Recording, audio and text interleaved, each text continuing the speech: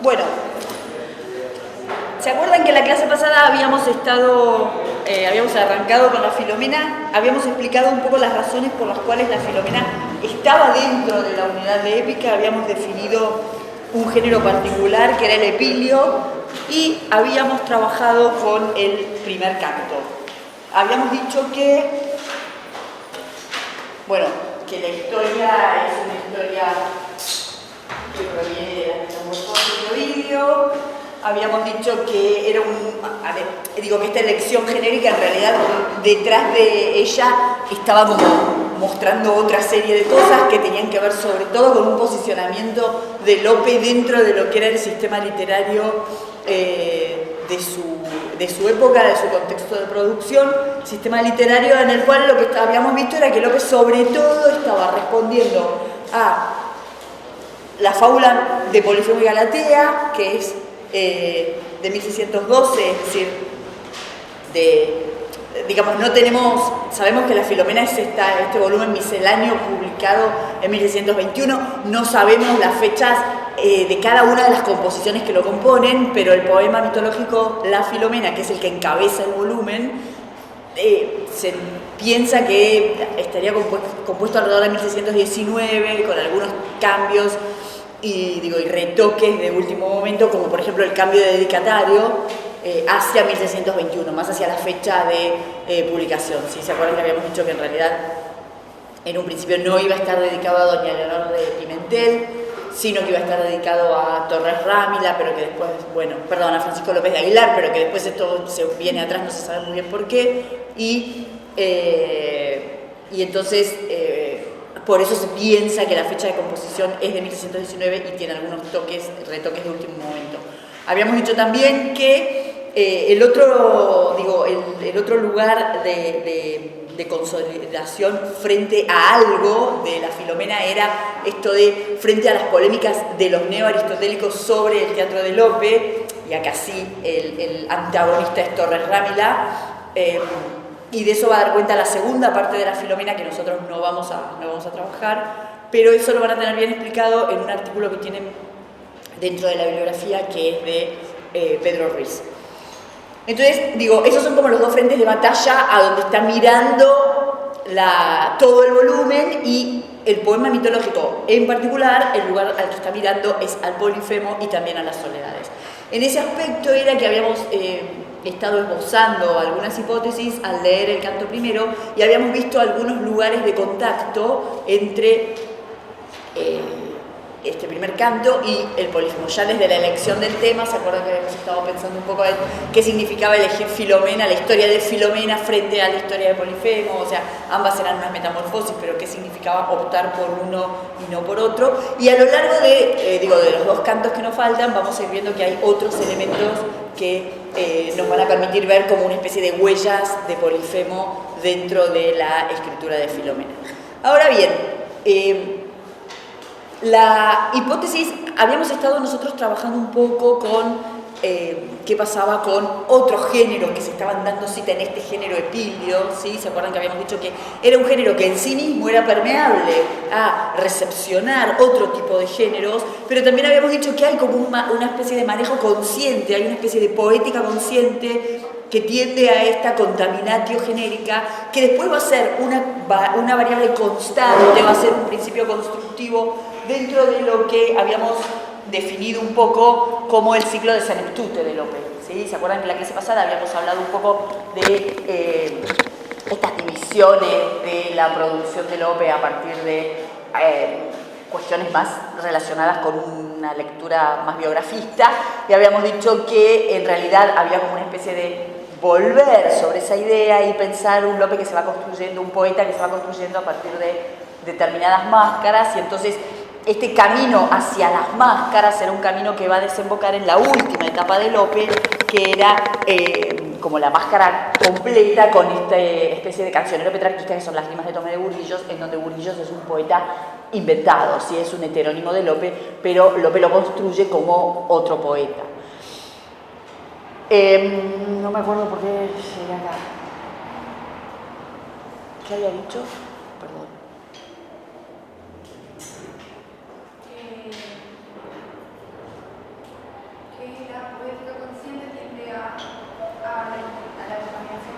Claro, exacto.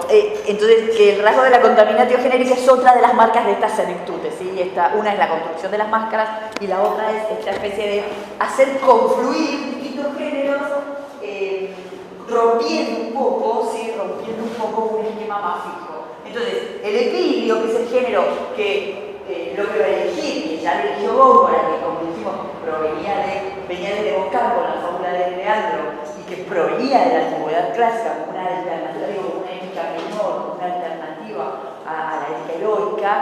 El género en sí mismo es permeable a recibir otro tipo de géneros como el epitalamio, la égloga, ¿sí?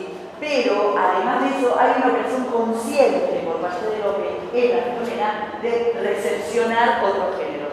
Entonces que esta contaminación genérica también es un punto de llegada en la senectute del mismo modo que la construcción de las máscaras. Entonces, lo que podemos ver en la Filomena es justamente una especie de camino hacia ese Lope final, que en realidad lo que pasa en ese Lope final es como una especie de condensación de toda su poética, no dramática, por llamarlo de alguna manera, que también está complementada por toda su experiencia de dramático, como no puede ser de otra manera. Y el otro lugar que habíamos visto como lugar de producción de la Filomena era esta intención de Lope de construirse en un puente durito, ¿sí? En un puente durito desde la práctica, ¿sí? Hasta cuestiones mucho más materiales como entrar a la corte, conseguir un mecenas, devenir cronista real, algo que siempre es efectivo. Entonces, todos estos elementos habíamos dicho que estaban presentes en este poema y en este volumen, ¿sí? En el volumen que también se llama La Filomena, como el poema mitológico que lo organiza. Esto es acá tratamos de que la empezamos a... No sé si tiene alguna duda, alguna pregunta. Bien. Habíamos entonces avanzado con el canto primero. Y del canto primero, ¿qué habíamos dicho? ¿Qué habíamos visto sobre todo en el canto primero? ¿Qué se acuerdan? Habíamos trabajado sobre todo con los retratos de personajes, sí, habíamos trabajado con los retratos de Filomena, con los retratos de Trone. Habíamos visto que estos retratos son retratos que estaban siguiendo de algún modo la tópica del armado del retrato penarquista, ¿sí? Pero vamos a ver que después son códigos que van a ser relativizados y cuestionados a medida que avance el poema. Habíamos visto también que estaba muy presente la literatura pastoril, ¿se acuerdan? Y habíamos visto también que había toda una especie de reflexión sobre los procedimientos de representación, por lo cual no era casual la elección de Filomena, que es quien va a tener que bordar su historia, es decir, que va a tener que relatar su historia bordada. Habíamos dicho estas cuestiones y habíamos cerrado pensando un poco en la idea del artificio como mediador frente a la naturaleza. Esta idea del artificio como mediador de la naturaleza, en realidad, y así habíamos observado la clase anterior, y así se cierra el primer canto, tiene que ver un poco con esta idea de intervención frente a la poesía pastoril. Intervención frente a las convenciones de la poesía pastoril y esta especie de mirada, homenaje, pero también mirada superadora de, sobre todo, la poesía de Garcilaso. Es decir, es darle pensar que frente a la pastoril nosotros lo que vamos a tener son una especie de, como un doble camino, un camino que es, digamos, la recepción y la reelaboración que hace Góngora de la poesía de Garcilaso, que eso lo vamos a poner en las soledades, y después tenemos este otro camino, que es esta utilización y también reelaboración que hace Lope de la poesía de Garcilaso, ¿sí? Y al respecto habíamos dicho, y vamos a seguir pensando, que el vínculo también del poema es un vínculo muy fuerte con la égloga tercera de Garcilaso. De hecho, habíamos estado planteando que tenemos como una especie de omnipresencia de Orfeo dentro del poema, que tenemos la presencia también de la historia de Apolo y Dafne, y también habíamos visto presente en algunos lugares algunos ecos de la historia de Adonis y Venus. Entonces, para arrancar el canto segundo, la propuesta que yo les traía de lectura es pensar, de algún modo, que vamos a estar frente a una de las historias, que eso también lo habíamos dicho, una de las historias más violentas de las metamorfosis, ¿sí? Lo que podemos pensar como hipótesis de lectura es que en este poema hay 3 elementos que van a producir el borramiento de la violencia. Y estos 3 elementos que van a producir el borramiento de la violencia tienen que ver con la fuerte presencia de la mitología, ¿sí? Con la fuerte presencia de la mitología clásica, que en Ovidio no está. Acuérdense que ustedes tienen en el campus subido el fragmento de la Metamorfosis del libro sexto, en donde cuenta la historia de Filomena de Procne y Filomena, ¿sí? Acuérdense también que seguramente lo que está manejando Lope es la versión de Ovidio de Bustamante, ¿sí? Que es una especie de traducción prosificada en donde Bustamante también añade cosas. Y Lope seguramente no está mirando directamente a Ovidio, sino que está trabajando con esta especie de mediatización de Ovidio que hace Bustamante. Entonces, los 3 elementos que me parece que son interesantes para pensar como hipótesis de lectura de relativización de la violencia dentro de lo que es una de las historias más violentas de la metamorfosis es, primero, la acumulación de mitología, que lo que va a hacer es, va a crear una especie de linaje en el cual la historia de Filomena sea solamente una historia más, ¿sí? Ahora igual esto después lo vamos a ir viendo. El otro elemento que va a atenuar la violencia es la presencia convencional, de convenciones de otros géneros literarios, es decir, esto de la presencia de la pastoril y sobre todo de la égloga tercera, ¿sí? La presencia de la tragedia, que también habíamos estado marcando, que ya aparecía desde el momento de las bodas de Procne y Tereo, también va a funcionar como una especie de efecto normalizador de la violencia, ¿sí? La presencia de estas convenciones de otros géneros que traen en sí mismo algunos elementos violentos. Y el último elemento que me parece que podemos pensar como relativizador de la violencia es justamente este artificio de la mediación en el relato. Es decir, esto que veíamos, por un lado, lo que está claro argumentalmente, ¿no? La historia se va a contar a partir del bordado de Filomena. Y después todo esto que veíamos desde el principio, desde la dedicatoria, que tenía que ver con esta especie de cambio en la voz poética, ¿sí? ¿Se acuerdan que la voz poética podía ser el poeta, pero también podía ser la dedicataria, pero también podía ser Filomena, pero también podía ser el ruiseñor? Es decir, tenemos como una especie de circulación de la voz poética que parecería que en un punto lo que está expresando es nadie se quiere hacer cargo directamente de esta violencia, ¿sí? Entonces, estos serían los 3 elementos que a mí me parecen básicos para pensar cómo se opera una especie de borramiento de la violencia y cómo se logra, ¿sí? Cómo se logra que estemos frente a un poema que nos esté proponiendo una cuestión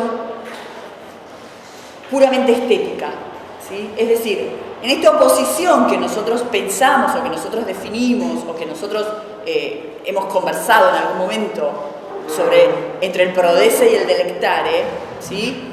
La Filomena lo que parecería estar haciendo es inclinando la balanza del lado del delectare. Es decir, estar proponiendo un poema en el cual lo que tenga que hacer el lector es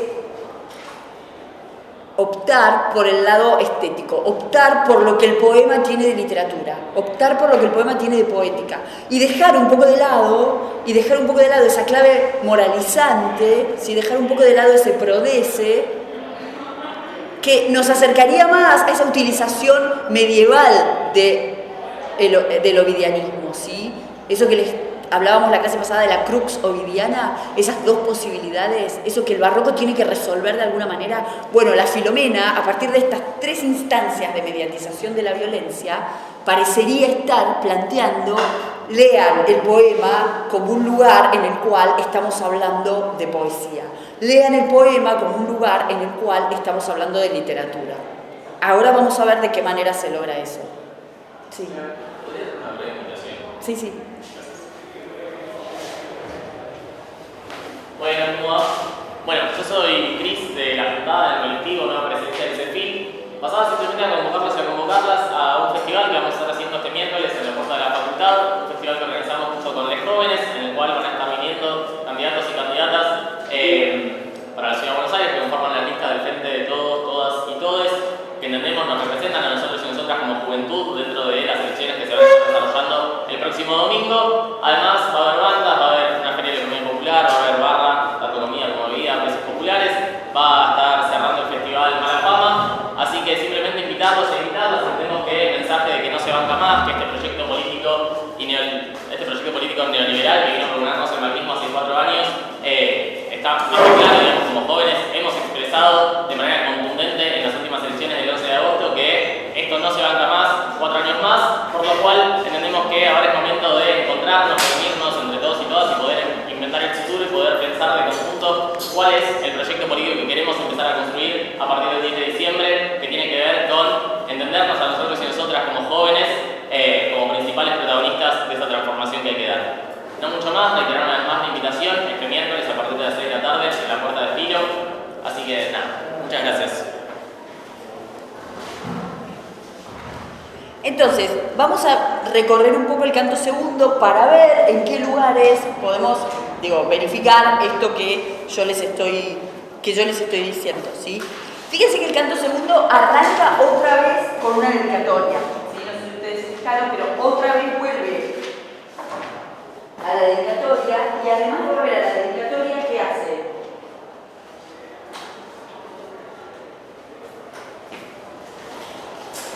Otra vez vuelve esta especie de confusión entre la voz del poeta y la voz de Filomena, ¿no? Fíjense que dice, si ser pudiese de Filomena tal la voz le da. La paradoja es que en algún momento el poeta se va a convertir en la voz de Filomena. Cuando Filomena quede sin voz, finalmente, supuestamente, el poeta podría convertirse en la voz de Filomena, ¿sí? Si cantara voz, seguro fuera que en las mismas estrellas del campara, que en vuestro honor de incorruptible fuera peregrina impresión calificada, mas como mi fortuna persevera, sin reparar en que la vida paga hurtos del tiempo son estos deseos y de vuestro valor pobres trofeos. Fíjense que este es el tópico, ¿no? Ahora voy a cantar de Filomena, no voy a cantar de mi dedicataria, ¿sí? Es esto que aparentemente empieza otra vez como un poema diferente. Fíjense que, bueno, argumentalmente ocurre esto que más o menos coincide o sea, Ovidio lo resuelve mucho más rápido, pero acá coincide, acá no tenemos esos cambios que teníamos en el primer canto, en donde teníamos todas estas escenas épicas que no están en Ovidio, no están en Bustamante. Bueno, acá no, acá argumentalmente continúa esto, y después fíjense que empieza esto que yo les decía de la cuestión de la mitología, ¿sí? Empieza esta enumeración de relatos mitológicos que parecerían ser patrimonio de Tereo, ¿no? Tereo es como el enunciador del relato mitológico. Tereo es como el que arma ese linaje de mitología en el cual después va a quedar inserto él y su historia.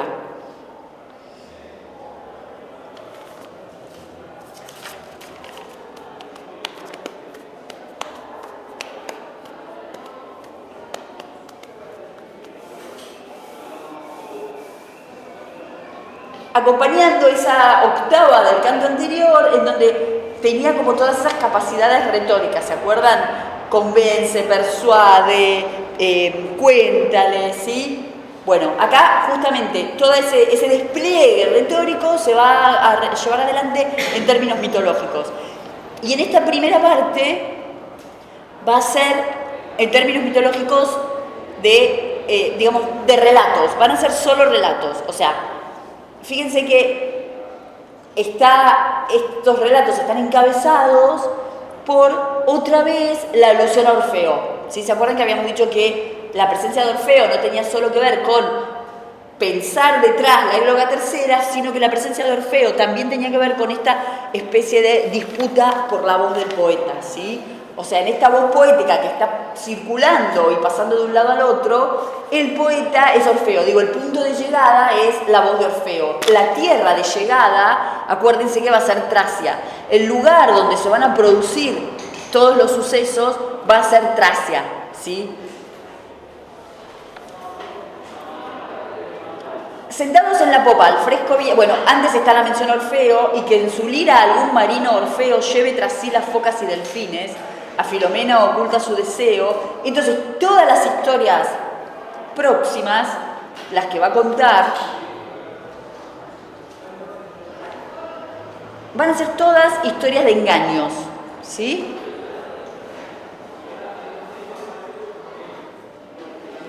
Van a ser una serie de relatos mitológicos que tienen que ver con engaños y con amores, y con engaños amorosos, ¿sí?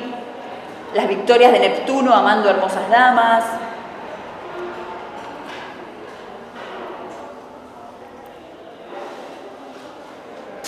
la historia de Tifeo,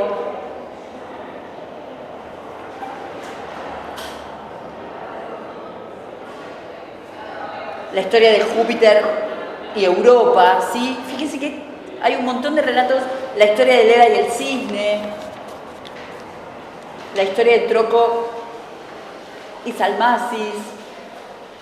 O sea, tenemos todas estas octavas que lo que van a hacer es ocupar el relato de otras historias mitológicas. Entonces, estas historias mitológicas no están presentes en Ovidio, ¿sí? Estas historias mitológicas lo que están haciendo es justamente esto que yo les decía hace un rato. Están construyendo un linaje de metamorfosis.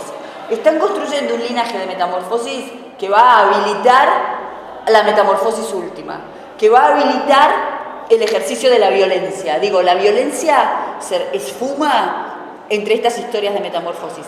Pero por otro lado, esta acumulación de historias mitológicas, ¿qué nos está diciendo también? ¿Qué les parece?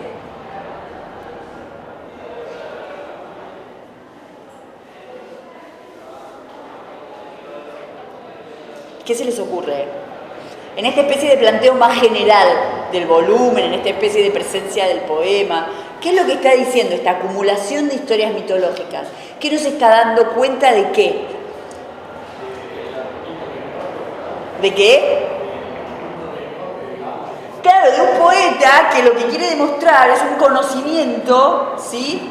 de una competencia, ¿sí? de una enciclopedia que no le viene de lecturas directas, ¿sí? A Lope la erudición le viene sobre todo de lo que se llaman polianteas, ¿sí? Es decir, como de manuales en donde recoge historias, recoge aforismos, recoge leyendas. Entonces, lo que quiere hacer con esta acumulación de historias mitológicas es, además de todo este procedimiento, este procedimiento que se me ocurre a mí como relativizador de la violencia, lo que también quiere hacer es justamente demostrar esta erudición que está manejando la tradición clásica, ¿sí? Entonces, con esto también tiene que ver esta acumulación de historias mitológicas.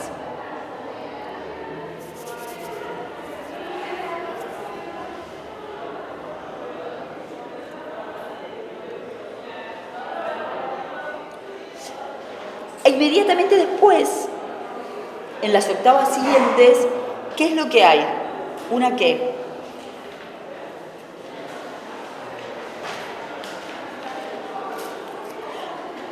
Primero está la articulación del engaño, ¿no? O sea, viene contando todas estas historias de engaño y después viene la articulación del engaño. Esto es interesante porque mientras Filomena tiene voz, la acción del poema la lleva adelante Tereo, ¿sí? La acción narrativa, los núcleos narrativos los lleva adelante Tereo, ¿sí? Tereo es quien arma y desarma una vez que se produce la violación. y que Tereo le corta la lengua a Filomena y que Filomena queda sin voz, deja de ser, digo, el gestor de los hechos del poema.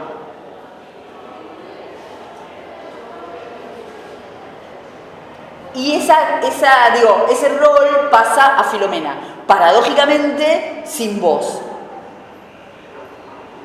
Por eso también eso nos puede estar hablando de, otra vez, la importancia de la representación mediatizada. ¿Sí? Aquel que tiene la capacidad de actuar directamente es absolutamente ineficaz más allá de la violación. ¿Sí? Aquella que tiene la capacidad de no actuar directamente cuando queda sin voz es capaz de generar hechos tan violentos o más violentos aún que la violación de la cual fue protagonista, víctima, ¿sí? Igual eso lo vamos a ver ahora más adelante. Bien, entonces les decía, después narrativamente orquesta este engaño.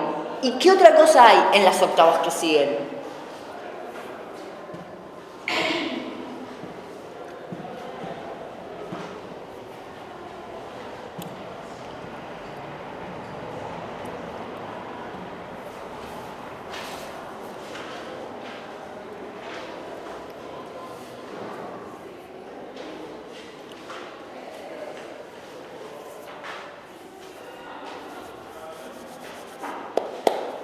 ¿Qué les parece?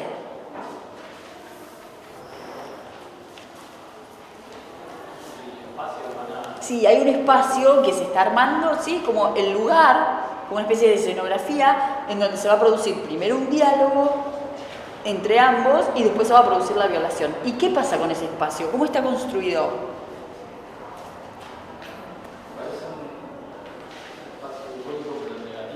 ¿Parece? A ver, ¿por qué negativo? Vale, sí, son las que yo estoy leyendo, por ahí me fui muy adelante. Donde dice,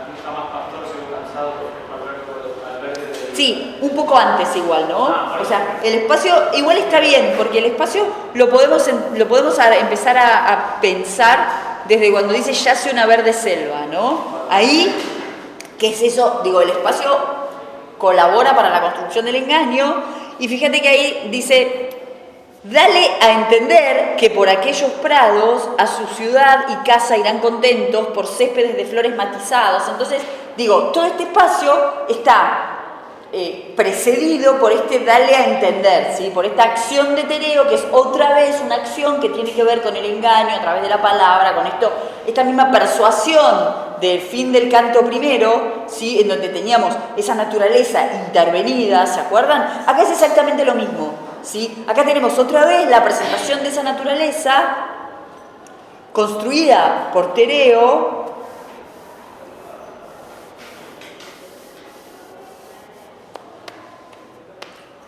dale a entender que por aquellos prados a su ciudad y casa irán contentos por céspedes de flores matizados, sin ver las olas ni rogar los vientos, ¿sí? Y que por sauces y olmos acopados oirán en naturales instrumentos, cansados de las jarcias de las naves, los cantos no aprendidos de las aves, ¿sí? Fíjense que tenemos otra vez un espacio aparentemente pastoril, pero intervenido. Primero por el dale a entender, que ya sabemos que tiene que ver con una intervención que tiene que ver con el engaño, pero por otro lado, que está intervenido por determinadas cuestiones tipo el césped matizado, los árboles acopados, es decir, hay como una especie de organización, del mismo modo que teníamos esa organización al final del canto primero, en donde se veía una naturaleza intervenida por el artificio, ¿sí? Acá tenemos algo similar.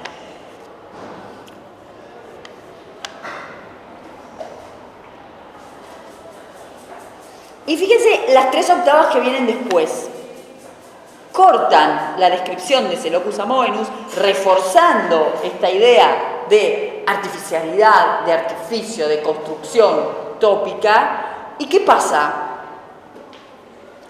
¿Quién interviene ahí?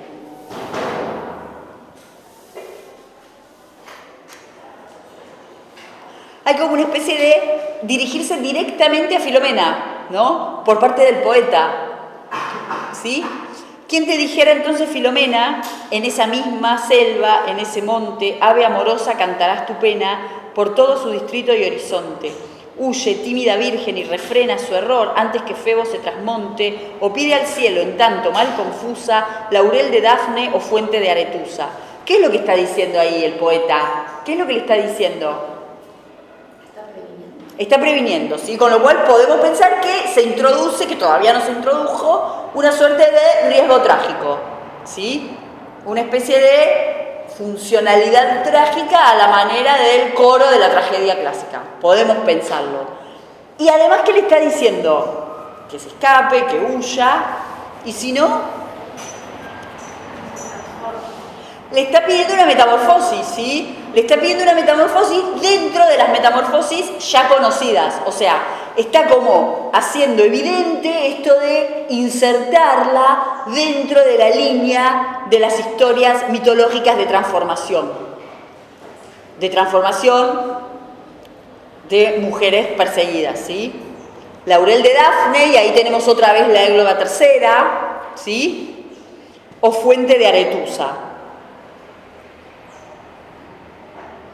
Ahí abajo tienen anotada la metamorfosis de Aretusa, ¿sí? ¿La ven?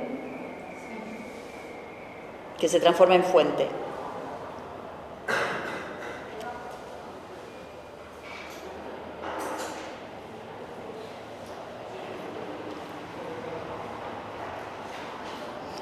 Y después las otras dos octavas, ¿qué les parece? O sea, la segunda está como bastante clara, ¿no? Es decir, bueno, hay otro destino. Y la tercera, ¿qué les parece?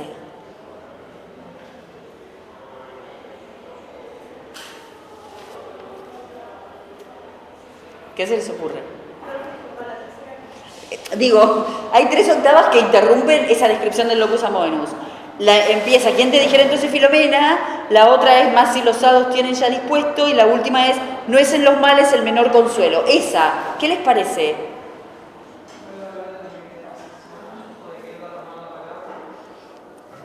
De hecho, se refiere a su propia palabra, ¿no? A su pluma, pero en realidad lo que hace es como sale de la historia que está contando e introduce una especie de su propia posición personal como poeta, ¿no? Es decir, esta especie de demanda de un lugar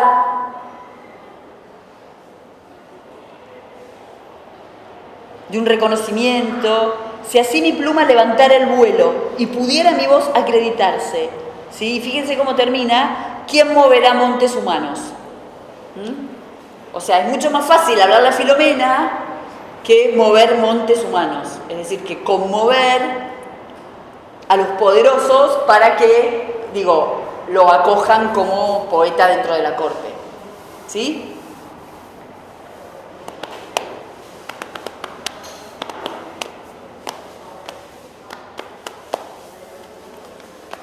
O sea, y acá también tenemos la construcción de la máscara del poeta.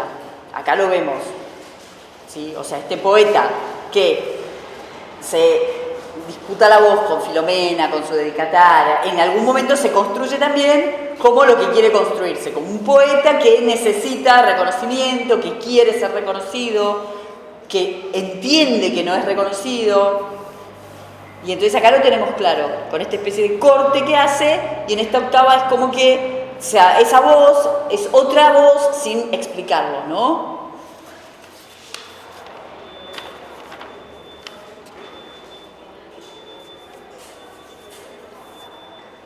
Bien, y entonces,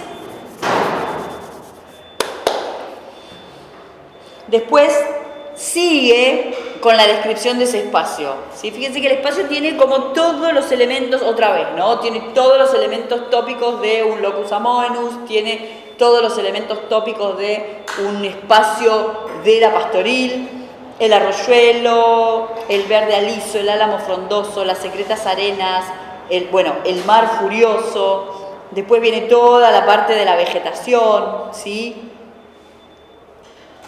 Y después vamos a pararnos un poco en la octava que empieza, perdía el nombre.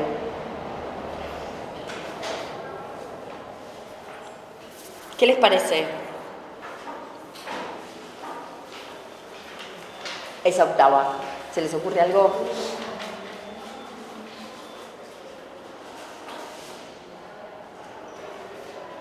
¿La leemos? Perdía el nombre en la ribera undosa que antes del mar arroyo se llamaba, cual suele en los palacios la ambiciosa pobreza que en sí misma libre estaba. ¿Por qué con esa lengua artificiosa arroyo te metiste en mar tan brava? Si dejaste la margen de tus flores, vienes que agora las tormentas llores. ¿Qué les parece? Fíjense que se detiene bastante en el arroyo, ya lo dijo antes, bajaba un arroyuelo sonoroso, traidor al centro de una fuente fría. Habla del arroyo luego de mencionar la metamorfosis de Aretusa. Entonces, digamos, esto está como medio central en esta escena. ¿Y acá qué les parece que podemos rescatar?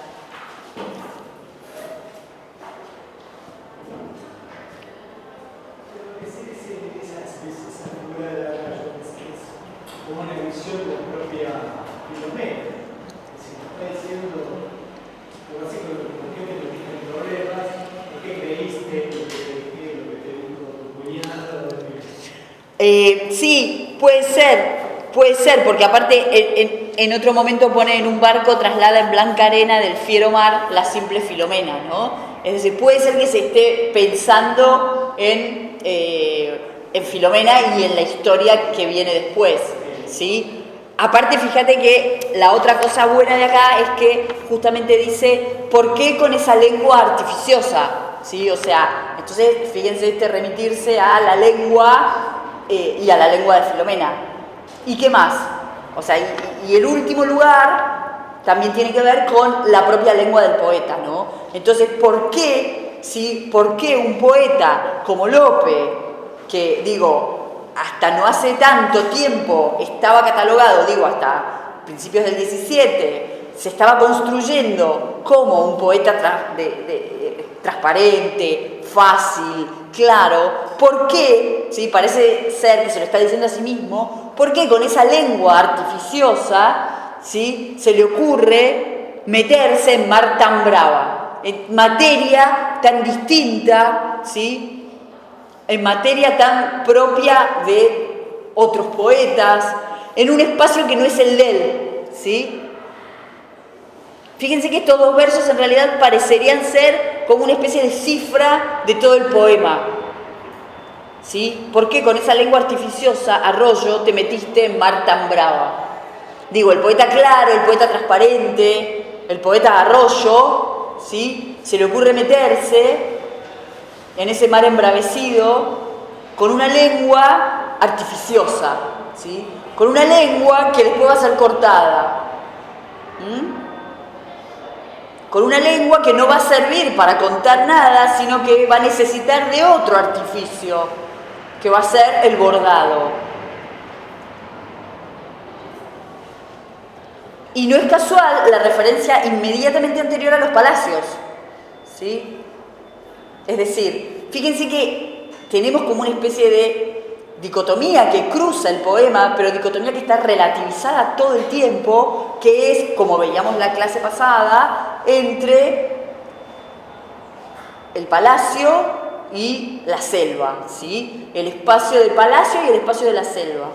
Todo el tiempo esa oposición, que en términos tópicos se acuerdan que la podíamos pensar como menosprecio de corte y alabanza de aldea, todo el tiempo está relativizada, ¿sí? Y todo el tiempo está relativizada porque la figura que está detrás de la relativización de esa oposición es la del poeta cortesano, es la del poeta que quiere transformarse en un poeta cortesano.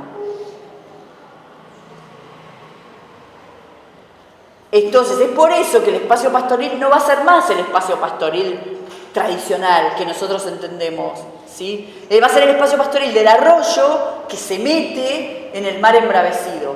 Va a ser el espacio del engaño y va a ser el espacio de la violación. O sea, si en la Égloga Tercera lo pastoril era el espacio de la sangre, el espacio de la muerte, como está pensado para la pastoril, acá el espacio se va a transformar, va a ir un paso más allá y va a ser también el espacio de la violación, el espacio de la mutilación, ¿sí?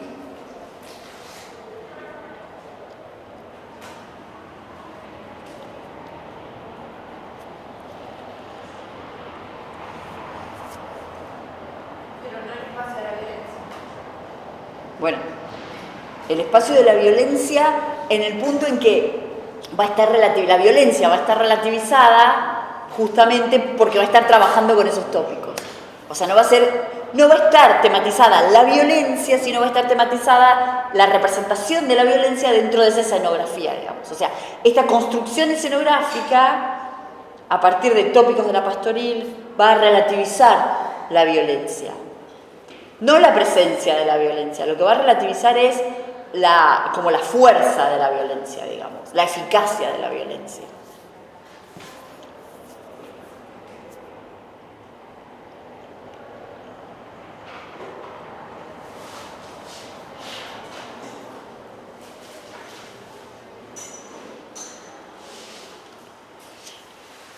Aquí jamás pastor llegó cansado, por fresco albergue del ardiente estío, ni estampa señaló lento ganado sobre la escarcha del invierno frío. En afeitados céspedes el prado conservaba las perlas del rocío desde el primer crepúsculo del día hasta que el sol segunda vez volvía.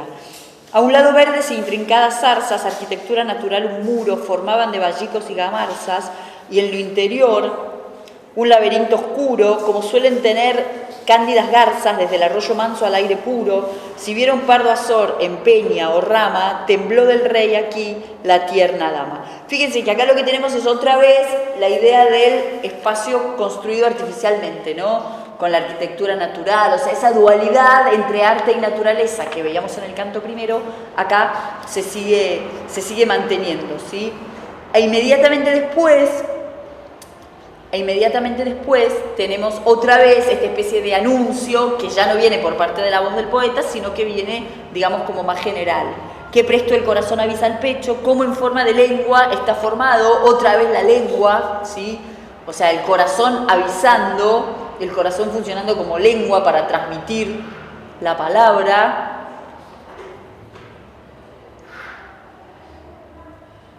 Y acá vienen entonces una especie de diálogo. Acuérdense que el diálogo directo era una de las características de esta forma, de la forma Epilio, y vienen como una especie viene como un diálogo entre Tereo y Filomena, en el cual Tereo, ¿cómo arranca el diálogo? ¿A partir de qué?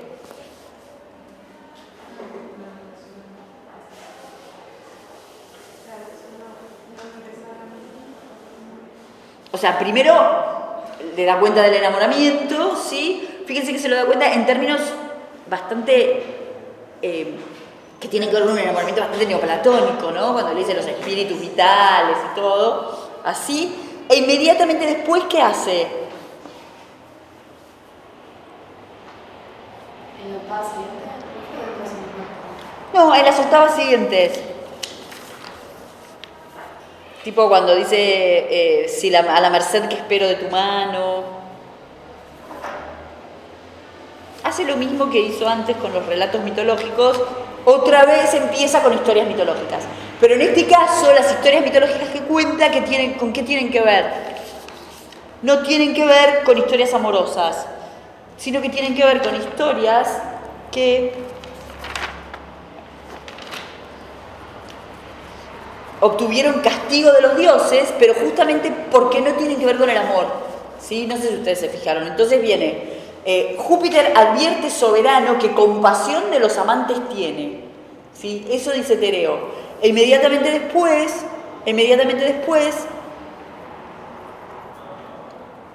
empieza con los ejemplos de historias en las que no hay compasión porque no son historias de amor, ¿sí?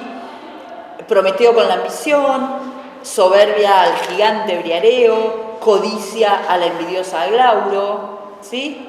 Pero no por amor no siendo feo. Y como ejemplo de amor pone la metamorfosis de Calisto, que se convierte en la osa mayor y su hijo en la osa menor, ¿sí? Es decir, otra vez hace alarde de esta serie de historias mitológicas.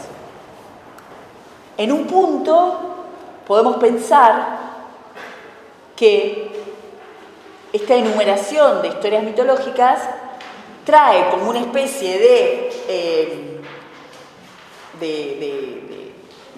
esto que decíamos antes, ¿no? De conocimiento por parte del poeta, que lo que hace es también permitirle incluir su historia dentro de toda esta lista. Y como ya sabemos, porque eso lo hablamos en la clase pasada, la historia de la metamorfosis, o sea, en Lope, no es, en la Filomena, no es tanto la metamorfosis de Filomena, que es una historia que ya viene de la materia ovidiana, sino que es la metamorfosis de Silvio, ¿sí? De este personaje que Lope inventa, que no viene en ninguna de las versiones, ni las que traducen Ovidio, ni la prosificación de Bustamante, que es el personaje que se va a transformar en delfín.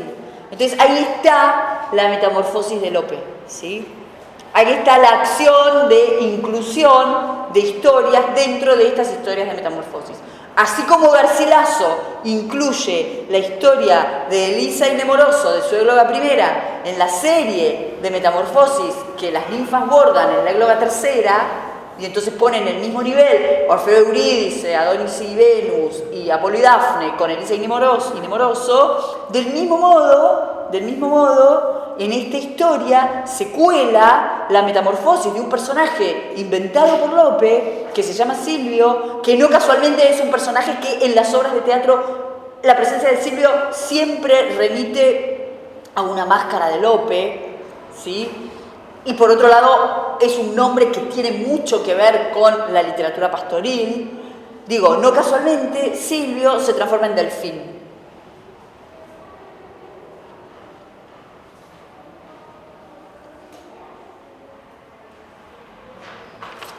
Entonces, para eso también sirve toda esta cadena de historias que se van desplegando a lo largo de esta especie de proceso de persuasión que quiere llevar adelante Tereo en Filomena. E inmediatamente después, ¿sí?, vienen 3 octavas que también son súper interesantes, pero que desvían un poco el núcleo de lo que estamos hablando acá y nos llevan a otro lugar que ya estuvimos viendo en el poema, que tiene que ver con el armado de las descripciones a partir de toda la metaforía proveniente de la poesía petrarquista, ¿sí? Fíjense que lo que va a hacer en estas octavas es desarmar, ¿sí?, y mostrar de alguna manera toda esa tópica en la construcción del retrato femenino.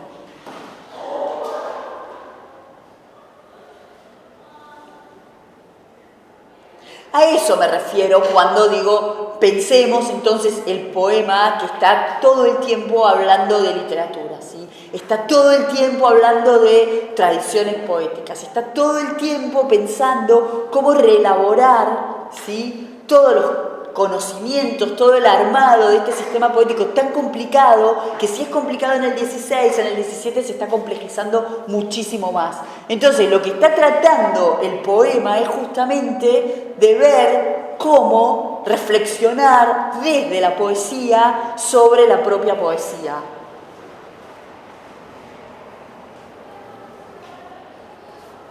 Entonces, fíjense cómo viene toda esta especie de descripción de la reacción del discurso de Tereo en Filomena, ¿sí? Fíjense que viene a partir de toda la descripción de las modificaciones que se van a operar dentro de su retrato, realizado todo a partir de los códigos más convencionales y más tradicionales de la poesía petrarquista. ¿Se acuerdan que nosotros habíamos pensado en estos términos la descripción de las 2 hermanas? Y habíamos visto cómo Progne no llegaba, ¿sí?, no llegaba al ideal descriptivo de Filomena. ¿Se acuerdan? Esto no está en Ovidio, esta descripción tampoco está en Ovidio de estos 2 personajes, y es claro que lo que se está haciendo es pensar en esos términos. Yo les había hablado la clase pasada de este soneto de Garcilaso, hoy se los traje, si quieren lo leemos, en donde más o menos muestra cuáles son los tópicos en la descripción del retrato femenino, ¿no? Igual seguramente ya lo conocen.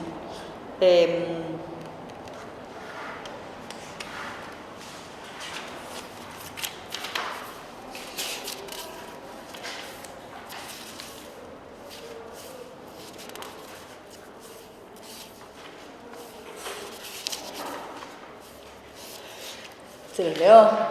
Es el soneto 23, ¿sí? Es el del Carpe Diem. No, me dijeron que no lo vieron, ¿no? ¿No? Bueno, lo leo. En tanto que de rosa y azucena se muestra la color en vuestro gesto, y que vuestro mirar ardiente honesto enciende al corazón y lo refrena. Y en tanto que el cabello que en la vena del oro se escogió con vuelo presto, por el hermoso cuello blanco enhiesto, el viento mueve, esparce y desordena. Coged de vuestra alegre primavera el dulce fruto antes que el tiempo airado cubra de nieve la hermosa cumbre. Marchitará la rosa el viento helado, todo lo mudará la edad ligera por no hacer mudanza en su costumbre. O sea, acá tenemos en los cuartetos la descripción, ¿no? Los tercetos es esta invitación al goce, es el Carpe Diem, los tercetos. Pero en los cuartetos, fíjense que tenemos la rosa y la azucena construyendo la cara, bueno, tenemos toda esta tópica. Y después está el soneto parecido de Góngora, este tampoco lo vieron, que también es de... O sea, Góngora tiene dos, tiene uno que es como medio como un homenaje, pero tiene el otro que es mejor, que... se me está rompiendo. A ver, espera, que capaz no lo tengo. ¿Cómo empezaba? Sí. Acá está. No tengo la hoja.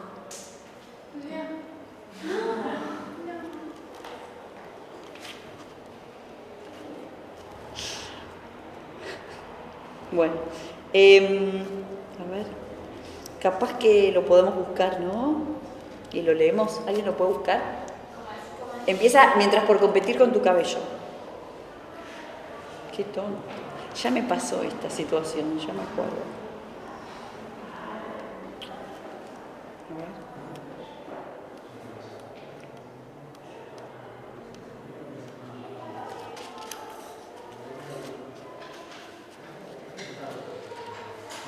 A ver, para ver si lo tengo como suelto. ¿Alguien lo encuentra? ¿Querés leer o querés que lo lea yo? Dale, bueno, escuchemos cómo te llamas. Florencia. ¿Florencia dijo? Sí. Ah, como yo. Dale. Lee. No sé qué, ahí está terminando de cargar, no sé qué también Bueno, léelo y si está mal lo vemos. se lo encontró antes. ¿Eh? No se me carga.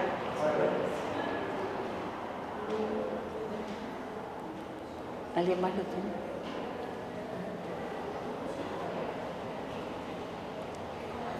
Mientras por competir con tu cabello. Así es el primer verso. Acá lo tengo. ¿Lo tenés? Dale. Mientras por competir con tu cabello, oro bruñido, el sol relumbra en vano. Mientras con menosprecio en medio del llano, mira tu blanca frente, el lirio bello. Mientras a cada labio, por cogelio, siguen más ojos que él al clavel temprano. Y mientras triunfa con desdén lozano, del luciente cristal tu gentil cuello.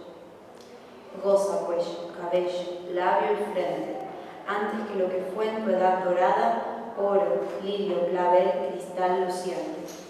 No solo en plata o viola troncada, se vuelva, mas tú y ellos Juntamente.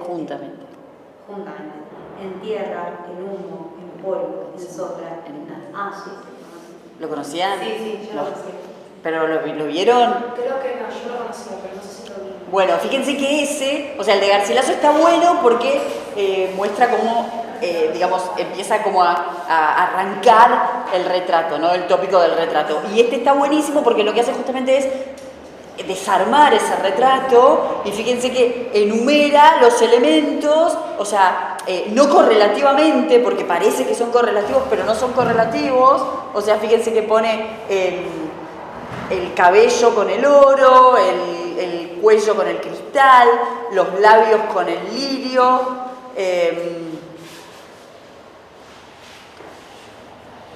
me falta uno,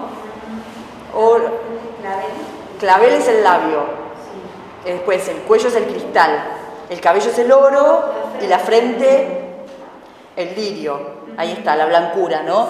Y fíjense que lo bueno de eso es que después lo que hace es es un carpe diem, pero es un carpe diem absolutamente negativo, porque no dice como Garcilaso goza mientras, sino es goza antes, porque cuando esto pase esto, ya está. Y fíjense que el pase esto va a ser como una acumulación de todos los elementos que uno puede pensar que tienen que ver con una representación del barroco, ¿no? Porque fíjense que es polvo, tierra, humo, sombra, y después condensa todo, son 4 elementos, y el último verso tiene 5, y el quinto elemento es la nada. ¿Entienden? O sea, como todo eso no es que se va a convertir en polvo, en humo, en sombra, no, se va a convertir en nada. ¿Entienden? Entonces, el soneto está buenísimo, por un lado, para ver el razonamiento, un posible razonamiento de una especie de imaginario del barroco. Y por otro lado está buenísimo para ver cómo este tópico, ¿sí?, de la descripción está tan cristalizado que se puede hasta dividir y enumerar, ¿no? El oro, el coso, y en realidad eso nos está llevando directamente a pensar en esos elementos. Pero al no estar ordenados correlativamente, ¿sí?, al estar todos mezclados, también nos está mostrando que en realidad es un sistema que ya está, ¿sí?, que es un sistema que no está sirviendo ya para metaforizar nada. Algo parecido ocurre con estas descripciones, sobre todo con la descripción de Filomena, ¿sí? En este momento y en el momento siguiente, cuando va a suceder la violación. Fíjense que acá lo que hace es, empieza como a hablar de la fresca rosa, ¿sí?, las perlas, empieza a hacer todas unas comparaciones que en realidad lo que hacen es como demorar un poco el momento futuro, ¿sí?, el momento futuro que ya todo el mundo conoce, ¿sí? Y fíjense que hay como una especie también de acumulación de elementos de construcción de la metáfora, ¿sí? Cual suele a medio abrir la fresca rosa, la púrpura encender antes que vea el sol sus hojas y guardar celosas las perlas con que el alba la hermosea, cubrió de Filomena temerosa, que ya las plantas de laurel desea, otra vez Dafne, vergonzoso coral la hermosa cara, a cuya grana el tierno llanto para, ¿sí? Y fíjense que vienen todas estas descripciones que tienen que ver con esto. No hay rubí que a la vergüenza iguale, ¿sí? Así las pocas perlas detenía que se escapaban sin licencia suya, con ellas más el nácar se encendía, que no quiere el temor que restituya la sangre al corazón porque comienza él a ser flaco y fuerte la vergüenza. Es decir, lo interesante de acá es que la descripción del retrato, el retrato de Filomena lo que está haciendo es, con esta modificación de lo que es la tónica monarquista, está anticipando la violación. ¿Sí? O sea, ya esta serie de elementos que contribuyen para construir el retrato femenino ya no sirven más para eso, sino que se van a convertir, ¿sí?, en las marcas de la escena de violencia que va a venir después. En ese punto es que es equiparable a esa nada del soneto de Góngora, ¿sí? Esto ya no sirve para describir la belleza femenina.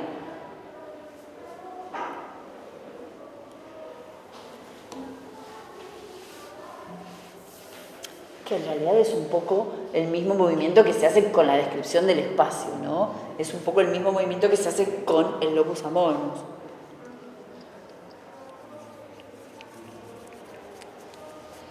¿Alguna pregunta?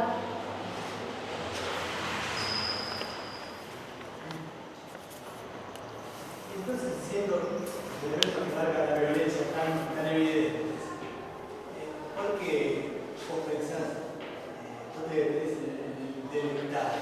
A mí no el delectable no ha sido largo. No, pero porque justamente son elementos que están como marcando cuestiones literarias. Sí. ¿Me entendés? O sea, son todos elementos para interpretar desde una especie de trabajo con la poética, ¿no? Como trabajo con el sistema poético. Y eso me parece que atenúa la violencia en tanto elemento como ideológico para pensarlo. O sea, en ningún momento esta poesía nos está hablando de violencia contra, de ningún acto violento, digamos, a pesar de que son actos violentísimos los que nos está contando. En ese punto, el manejo que hace de, la presentación de todos estos hechos dentro de determinadas coordenadas que tienen que ver con la tópica literaria, es lo que me parece que relativiza absolutamente la violencia. A mí me parece que no, pero bueno, puede ser también que sí. O sea, esta es una hipótesis mía, personal, de lectura, pero bueno, claramente no.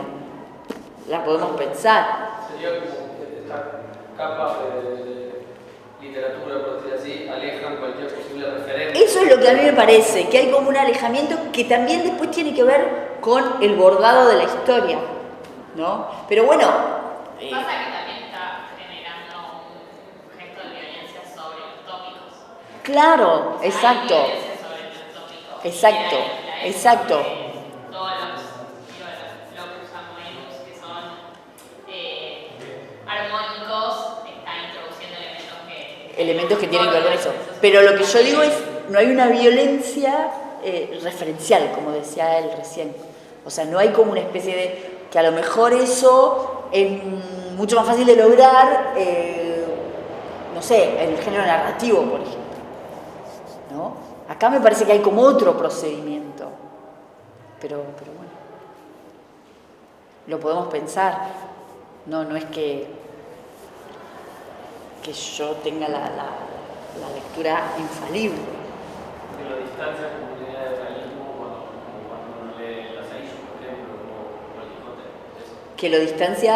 De una idea de eso, de referencialidad, de una idea de realismo, en donde la violencia ahí sería como más...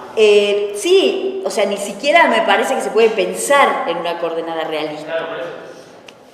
Me parece que lo que está haciendo todo el tiempo el poema es hablando de poesía, y inclusive la elección del tema tiene que ver más con pensar en esto de espejar a Polifemo, ¿sí?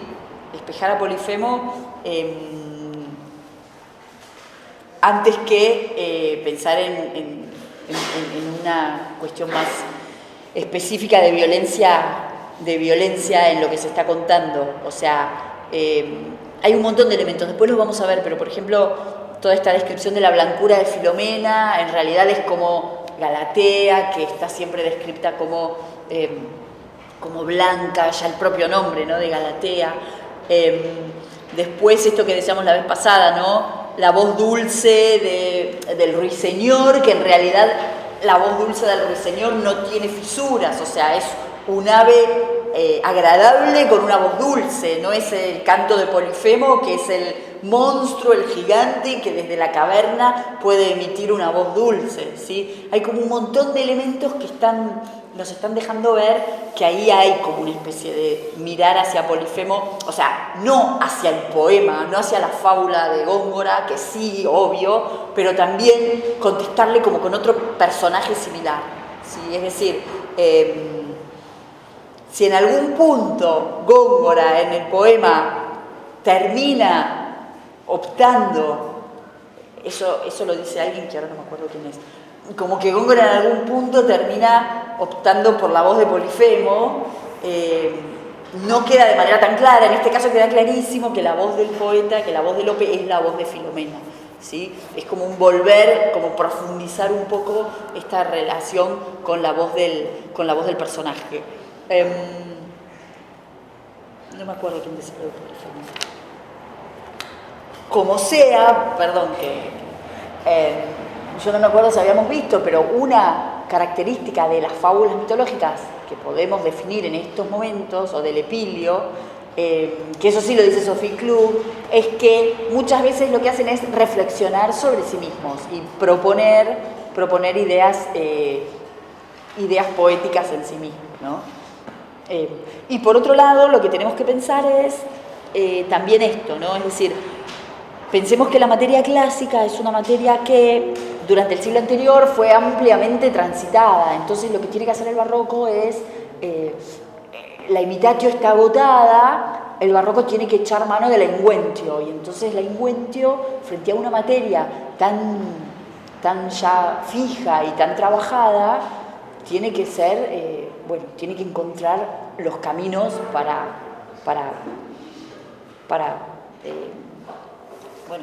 trabajar.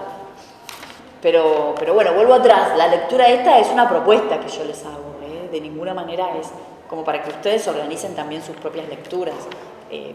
Obviamente que no hay nada fijo, y tampoco es que estoy hablándoles de bibliografía. Entonces, bueno, a veces también uno puede discutir a la bibliografía, tampoco es que uno tiene que... Pero bueno, esto ni siquiera es bibliografía, esto es una propuesta que les hago yo. Bueno, puede ser bibliografía, pero...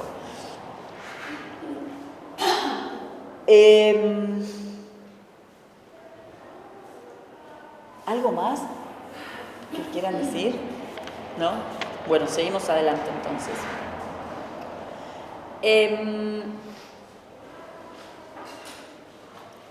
Fíjense que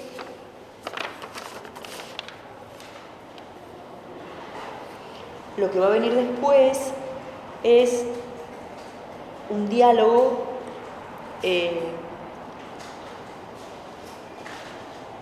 o sea, viene la descripción de Filomena, la reacción de Filomena corta el parlamento de Tereo, después continúa Tereo hablando.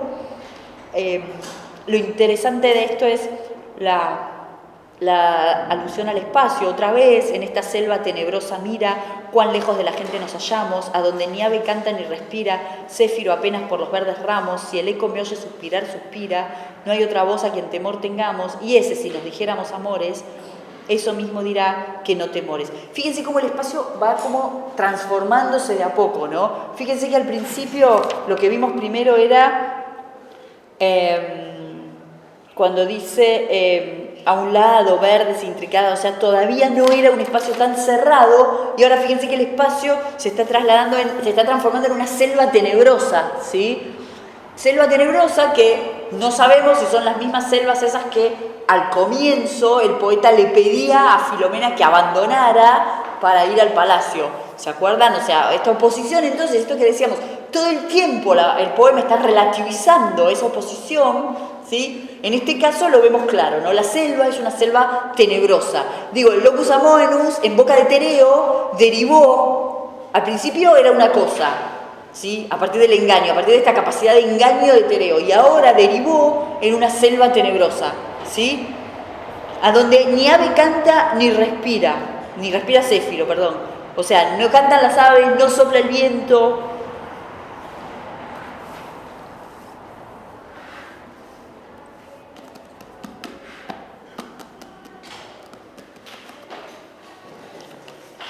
Y entonces ahí empieza a hablar Filomena, otra vez, ¿no? La pura rosa de la tez serena en azucenas cándidas bañada.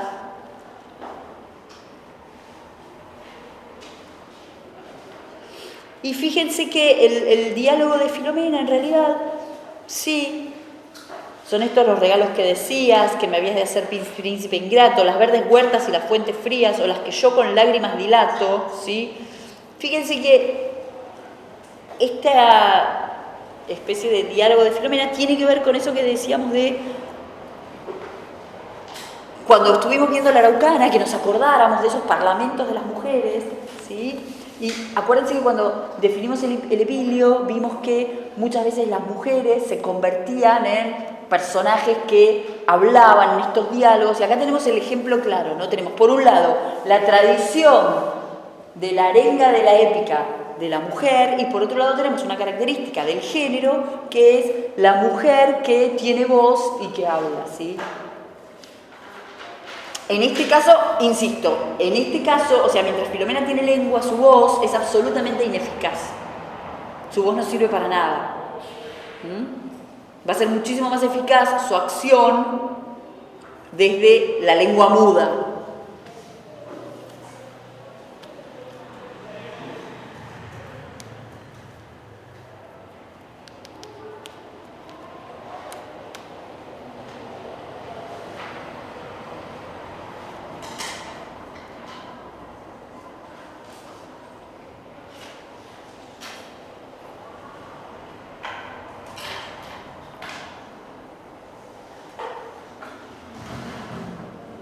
Bien. Sí. También hay como un reclamo y intentar develar ese engaño, digamos. Cuando le dice lo de son esto, lo que me prometiste, exactamente, sí, son estos los regalos que decías que me habías de hacer, o sea, son estas las palabras que les diste al rey mi padre, son estas las promesas que le hiciste. O sea, toda esa serie de verbos, ¿se acuerdan que encabezaban esa octava al final del primer canto? Bueno, acá lo tenemos como todo desmontado, ¿sí? Es todo como una acción, otra vez, es como una acción de la palabra, ¿sí? La construcción a partir de lo que se dice, y justamente es esto, ¿no? Es la ineficacia de esto, o la eficacia de esto, pero que después esto va a quedar absolutamente relativizado por la acción que no tiene que ver con lo que se dice. Son estas las palabras que le diste al rey mi padre, son estos los regalos que decías que me habías de hacer, ¿sí? Y fíjense otra vez la alusión al locus amoenus, ¿no? A partir de un tópico, las verdes huertas y las fuentes frías, o las que yo con lágrimas dilato, ¿sí? Que este es o convertido en agua aquí llorando, es el tópico de la pastoril, ¿sí? Las lágrimas que convierten en río a quien llora, ¿sí?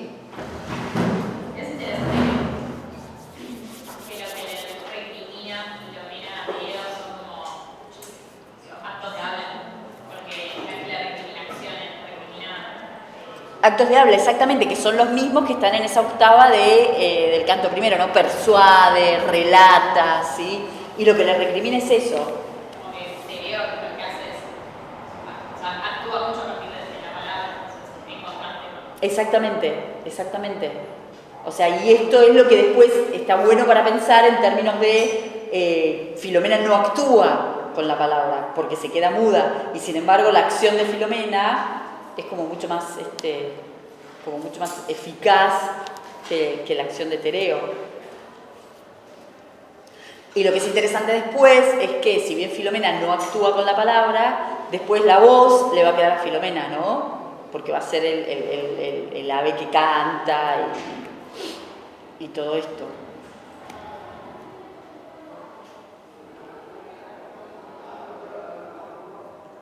¿Filomena es más o menos capaz?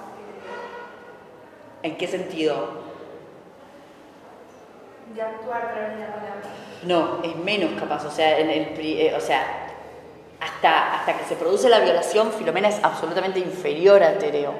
O sea, Filomena no tiene ningún tipo de capacidad de actuar según la palabra. O sea, inclusive a pesar de que todas esas acciones las acompaña con el cuerpo, digamos, o con las transformaciones en su cuerpo. Ahora, cuando se produce la violación y la mutilación de la lengua, ahí es donde es capaz de empezar a competir.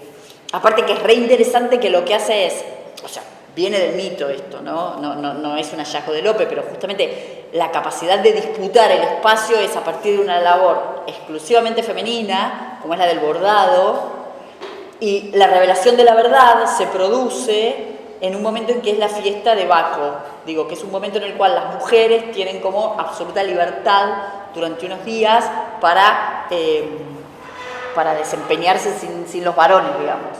Y entonces eso es bien interesante, pero la palabra en Filomena en estos momentos no tiene ningún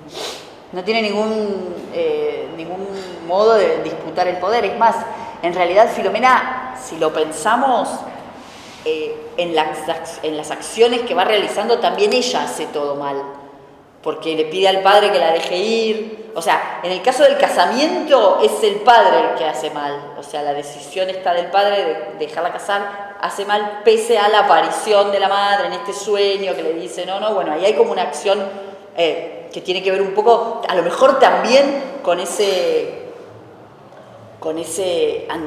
eco del género épico que tenemos al inicio, ¿no? Digo, el género épico como el espacio del poema heroico, el espacio de lo masculino. Entonces, bueno, los varones resuelven, se reparten y así se queda progne.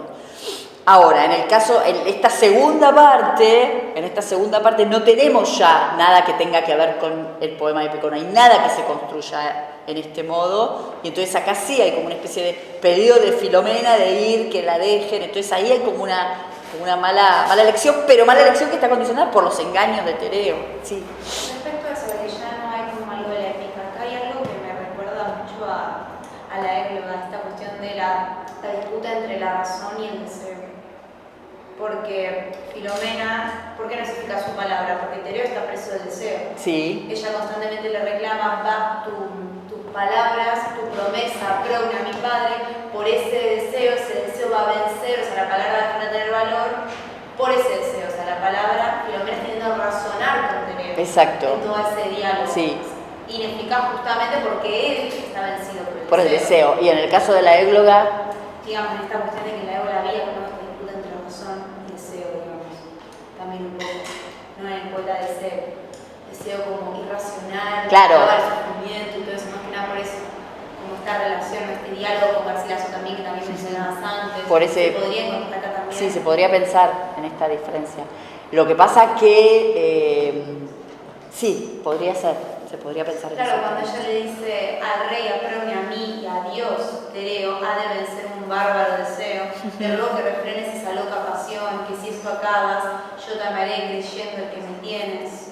Sí, porque aparte el poema lo que hace es desde el principio, que eso tampoco está en Ovidio, o sea, Tereo se enamora de Filomena, ni bien la ve, o sea, cuando es una nena de 10 años, ¿sí? O sea, eso el poema nos lleva a pensarlo cuando hace las descripciones a la par y cuando dice Tereo, bueno, Progne sí, pero Filomena más, o sea, hay como desde el inicio, si uno siguiera esto, el deseo en Tereo está desde el inicio, que no está en Ovidio eso.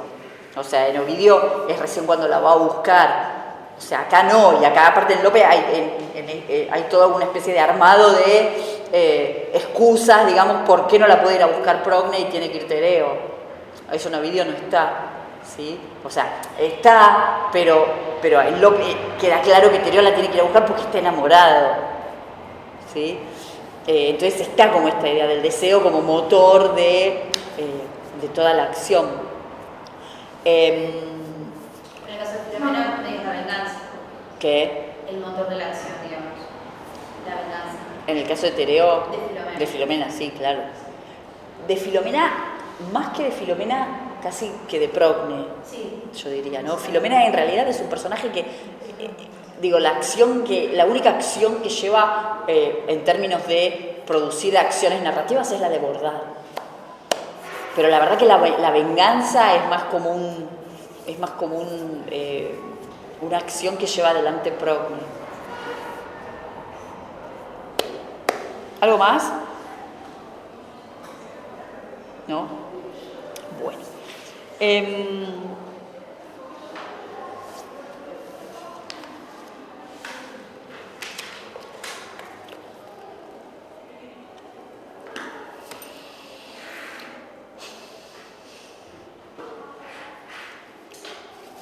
Y en relación con esto que estabas diciendo vos recién, fíjate que acá es bien interesante que podemos, este verso como que, por los dioses te ruego que refrenes esa loca pasión, ¿sí? Y fíjense que inmediatamente después dice, Tereo que escuchaba por los ojos. O sea, ahí ya está. Lo único que ve Tereo es la belleza de Filomena. Exactamente. O sea, las palabras de la mujer, nada. le entran por los dioses. Claro, exactamente. Sí.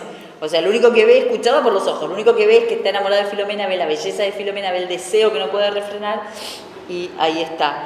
Áspid de los oídos dio en la hierba, con los castos bellísimos despojos, que respeto jamás furor reserva, tal suele entre los crespos lazos rojos, del hambriento león, tímida sierva, palpitando bramar, pero más fuerte que nunca firme honor, temió la muerte. ¿Sí? Fíjense que ahí ya hay como un descompasarse absoluto del locus amoenus con esto de el hambriento león, tímida sierva, ya es como que entra digamos como una violencia que no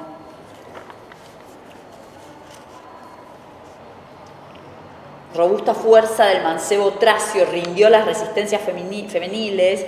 Después de haber luchado largo espacio con diligencias de artificios viles, turbóse todo el celestial palacio, cubrieron los auríferos viriles, de las doradas rejas las deidades, dolor no visto en círculos de edades. Ya se remite a la venganza el lloro, a la vergüenza el lloro, triunfa la fuerza del traidor Tereo, el prado del cabello goza el oro, ¿sí?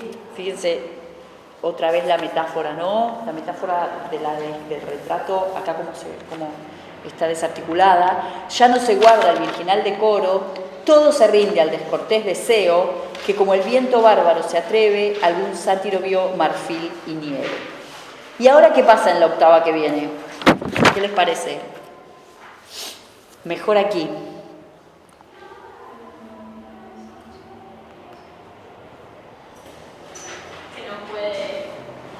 Claro, ¿se acuerdan cuando veíamos el retrato de Filomena del principio que decía bien pudo Zeus y retratar a Helena? Como que delega, ¿sí?, frente a determinadas descripciones extremas, como la belleza de Filomena o como la violación, delega la voz, no solo delega la voz poética, sino que delega la capacidad de representar de la palabra hacia la pintura.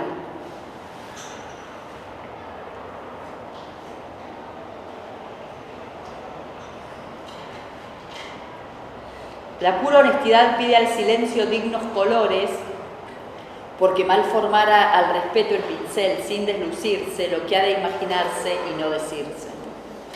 ¿Sí? Es otra vez el mismo mecanismo. Y ahí en ese mecanismo también como está presente ¿cómo se dice? Como la identificación entre Filomena y López, ¿no? Porque Filomena tampoco va a hablar y hace bordado más o menos. Exacto, y Lope no puede contar, exactamente. Es como, bueno, yo esto no, y es lo mismo que después la historia de Filomena, ¿no?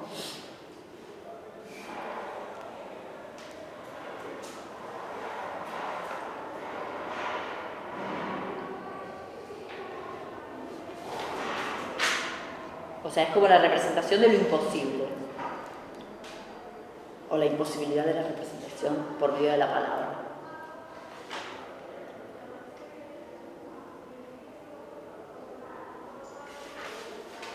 Y es como un anticipo de Filomena que se va a quedar sin lengua.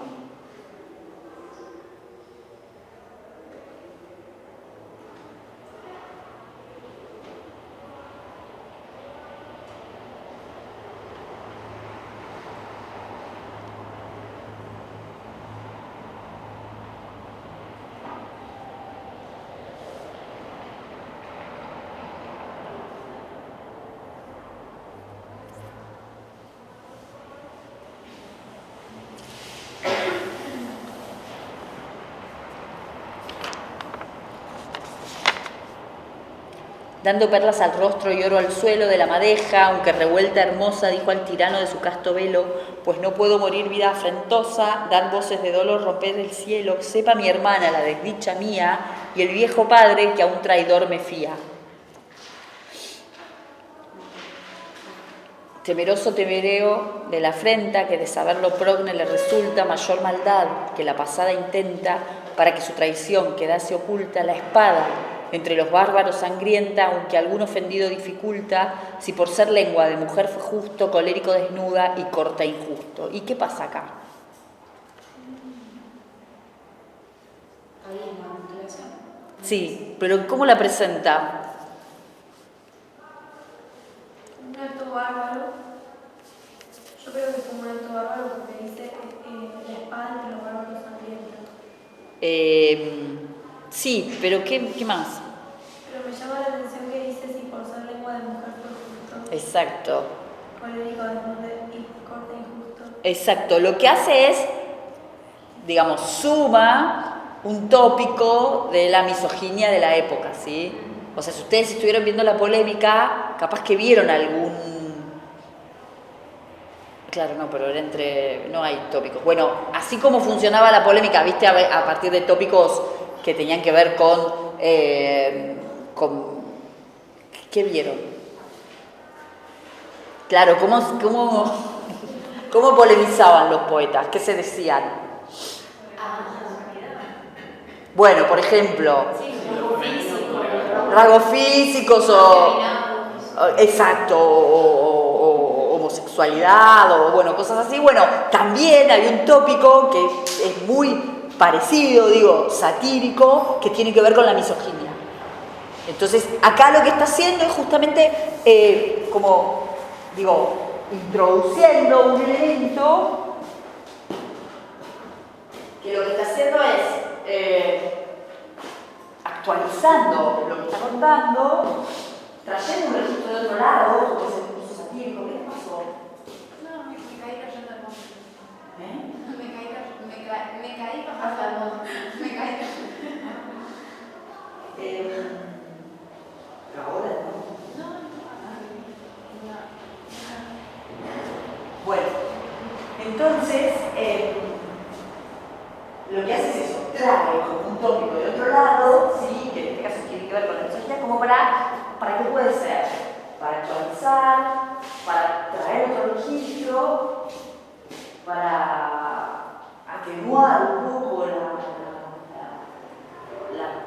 el traje, y también de dónde puede venir esto, ¿qué les parece? ¿De la qué?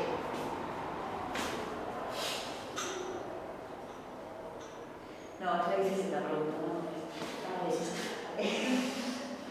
Esto también puede tener que ver con la experiencia de Lope de dramaturgo, ¿no? Esto que hablábamos un poco la clase pasada, esta mezcla de lo trágico y lo cómico, pero en este caso puede ser que le salga así como esta cuestión de hacer un chiste, por decir algo, que tenga que ver con tópicos satíricos de la época, ¿no? Entonces como de atenuar un poco, les decía, el riesgo trágico a partir de introducir esta idea de si por ser lengua de mujer fue justo, colérico, desnudo y corte injusto, que en realidad es como, ese sí lo vieron, el romance de Quevedo, el de Orfeo, sí, ese lo vieron, bueno, es lo mismo, ese de Orfeo por su mujer, dicen que bajó al infierno y que por otro lugar no hubiera podido, de ser por mujer Orfeo, bueno, es un poco lo mismo, ¿no? Es un poco la misma idea, jugar con cuestiones mitológicas y con cuestiones más actuales de sátira.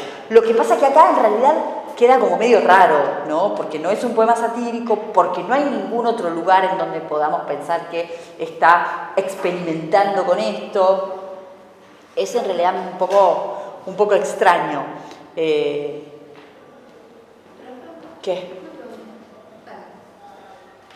¿Por qué lo que fue justo? Si por ser lengua mujer fue justo. ¿Te leo fue justo? Es justo cortarla, porque esto de que la mujer habla, bueno, pero porque es el tópico, es un tópico satírico de la mujer, ¿entendés? Esto que yo les preguntaba. Exacto, bueno, callate. Y después es como que vuelve a ella, donde ella se corta la lengua. No, después vuelve a una historia de una mujer, que es una historia, eso es como este conocimiento más de enciclopedias que viene de Lope, de Polianteas y todo, una historia de alguien, como una historia proveniente también de la antigüedad clásica, de una mujer que, para no denunciar a sus compañeros, se cortó la lengua con los dientes, con sus propios dientes, ¿sí?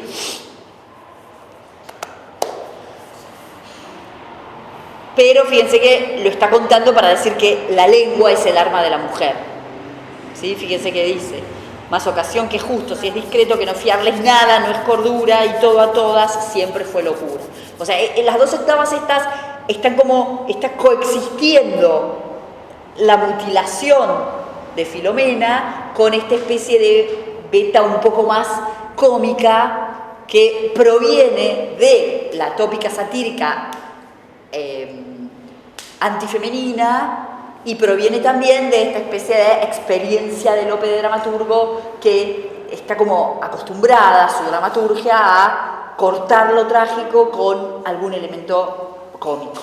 Eso también de alguna forma relativiza la violencia, porque sí, la relativiza o la difumina o sí, la borra dentro de... digamos, sí, lo que pasa es que, claro, lo que pasa es que después también hay que ver, eso en realidad ya no tiene que ver tanto con esto, tiene más que ver con teoría de la sátira, hasta dónde,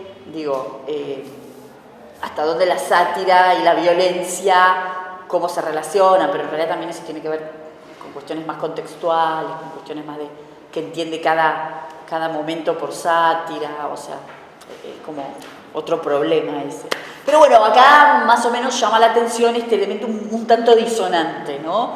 Un tanto disonante que está como para, o sea, no es extraño porque lo hace Quevedo, lo hace Góngora, pero bueno, está como medio raro acá esta mirada. Pero en este caso también, digo, además de esta manera de abordar la mitología, también tiene que ver con, insisto, esta experiencia del Lope dramaturgo.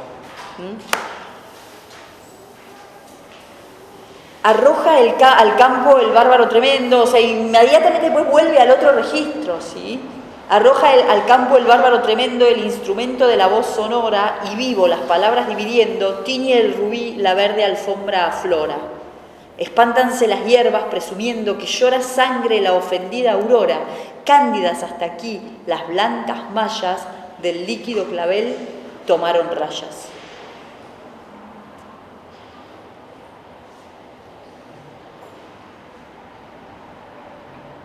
Bien, ¿y acá qué pasa? ¿A qué les hace acordar esto? Sí, a los colores, otra vez a Adonis y Venus, que a mí hice los agujeritos, yo no tenía, a mí hice el sábado. Acá. Estoy como jugando. Sí, porque llevé a mis hijas a hacerse en la nariz y yo dije, bueno, claro. No, por eso que me distraigo con esto. Bueno, ¿a qué les hace acordar esto? Además, a los 3 colores, ¿no? A la hierba degollada, ¿sí? De la égloga tercera. Espántanse las hierbas presumiendo que llora sangre la ofendida aurora. Cándidas hasta allí las blancas mallas del líquido clavel tomaron rayas. ¿Sí? Arroja al campo el bárbaro tremendo el instrumento de la voz sonora, o sea, la voz sonora que va a ser después lo que va a caracterizar a Filomena, el canto, ¿no? Y fíjense que hay un detalle que lo tiene Ovidio, lo tiene Bustamante y Lope no lo pone, que es que la lengua va caminando como una serpiente, ¿sí? Vamos a leer en Ovidio. Acá no dice un poco y vivo, las palabras dividiendo, tiñe el rubí la verde alfombra flora. Pero no mucho más, ¿no? O sea, y esto porque en realidad, ahora vamos a pensar lo que está haciendo con esto, pero esperen que leemos lo que dice Ovidio. Bueno, ahora levanto. Dice, Filomena ofrecía su cuello y al ver la espada había concebido la esperanza de su muerte. Él, sujetando con una tenaza la lengua que estaba llena de indignación, que gritaba sin cesar el nombre de su padre y que luchaba por hablar, se la cortó con cruel espada. La profunda raíz de su lengua palpita. Ella misma está en el suelo y temblando balbucea sobre la negra tierra. Y como suele saltar la cola de una culebra mutilada, se agita y al morir busca las huellas de su dueña. ¿Sí? Fíjense que va como una víbora la lengua por el piso, una vez cortada, está como viva. Y acá en realidad, ¿por qué cambia esto para ustedes? ¿Qué les parece? Espántanse las hierbas presumiendo que llora sangre la ofendida aurora. Cándidas hasta allí las blancas mallas del líquido clavel tomaron rayas. ¿Por qué será que cambia, omite el detalle? Digo que es un detalle bastante pintoresco poner esto de la lengua. Y Bustamante también lo trae, es decir, no es que lo trae solo Ovidio. ¿Y por qué Lope habrá optado por otra cosa? Porque no focaliza en la lengua, ¿no? Focaliza en cómo el espacio se tiñe con la sangre, ¿sí? Cómo la verde hierba se tiñe de rubí, cómo la aurora piensa que la hierba piensa que llora sangre la aurora y cómo las blancas mallas se ponen rojas del líquido clavel. Entonces, justamente la intervención sobre el espacio es otra vez la intervención sobre los cromos lo que se está focalizando acá. Ya no es tanto la lengua, el instrumento de la voz sonora, ¿sí? Que va a ser una lengua aparte inútil, porque no le sirvió a Filomena y no le va a servir. Y entonces lo que elige representar es el efecto que tiene esa mutilación sobre el espacio, ¿sí? Que en realidad es un efecto doble, es un efecto que logra la violación y la mutilación. El espacio ya se cerró antes, se cerró para que se produjera esa violación, se convirtió en una selva tenebrosa. Ahora es un espacio que lo que hace es modificarse cuando recibe la herida, ¿sí? Cuando recibe la sangre proveniente de la mutilación de Filomena.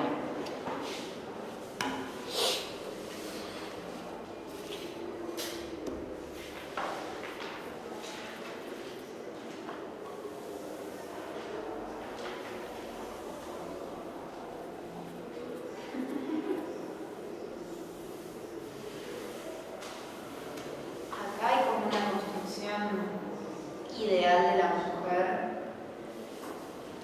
como mucho después de la mutilación, cuando Tereo la lleva a estos pastores. A la Torre de los Pastores. ¿Por qué construcción ideal? No sé, por los elementos que uso. Dice, o siendo primavera... Que la miraron por deidad, en duda, claro, o siendo primavera, hermosa y muda, ¿sí? O sea que no sabían... Hermosa, muda, Deidad, primavera, deidad. O sea, es como que acumula un montón de elementos. Claro. Eh, La refusión de la representación femenina. Sí, Y Numera ya venía con esta cuestión, ¿no? De la deidad, la hermosura, la primavera, y ahora le agregan el muda. y ahora le agrega el muda, bueno, claro. Como que Quedó muda. termina de... Exacto, termina como de construir, exacto. Termina de construir sí. Sí. Y fíjense aparte que, bueno, es como que arma el espacio, el otro espacio, ¿no? La torre de pastores y la ciudad, ¿sí? O sea, y la torre de pastores es otra vez esta especie de espacio intermedio, esto que Góngora en las soledades resuelve como un pastoral albergue, resuelve como unas ruinas. Bueno, acá se resuelve como una torre de pastores, que de frágiles hiedras abrazada la coronaban de robustas flores, ¿sí?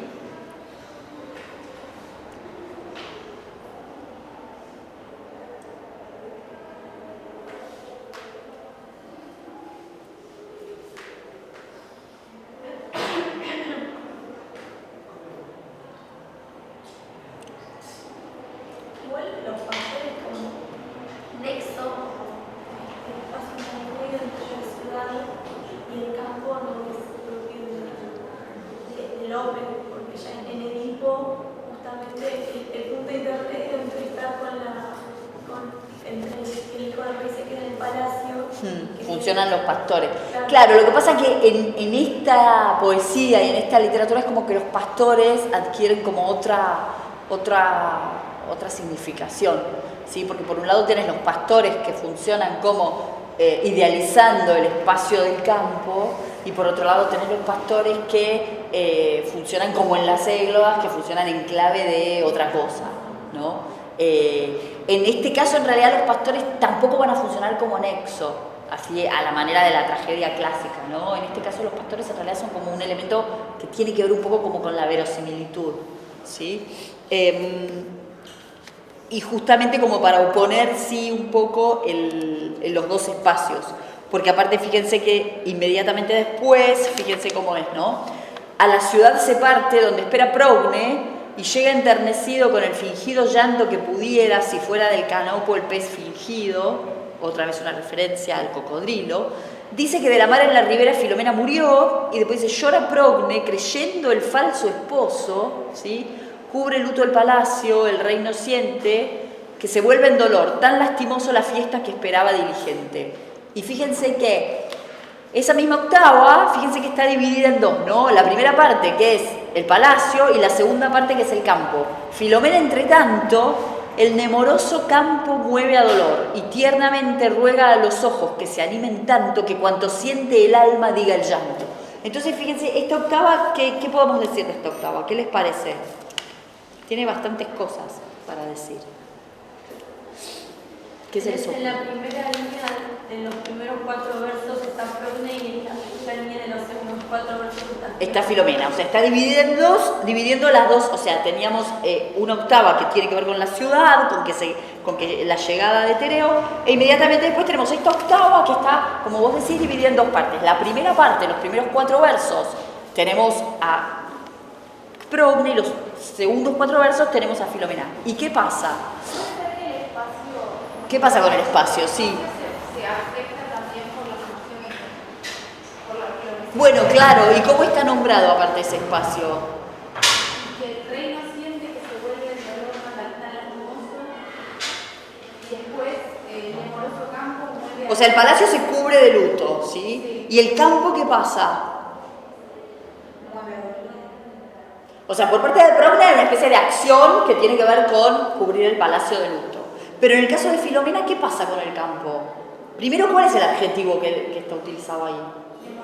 El nemoroso campo. Y Filomena es capaz de alterar, ¿sí?, con su llanto al nemoroso campo, ¿no? Y entonces acá tenemos a Garcilaso, acá tenemos a Orfeo, ¿sí? Acá tenemos todos los elementos que podemos pensar para la pastoril. Pero no tenemos voz, ¿sí? No tenemos voz, y la que está ejerciendo esa acción sobre el espacio es una mujer. Y es una mujer que lo que está tratando es de ejercerla ¿a partir de qué?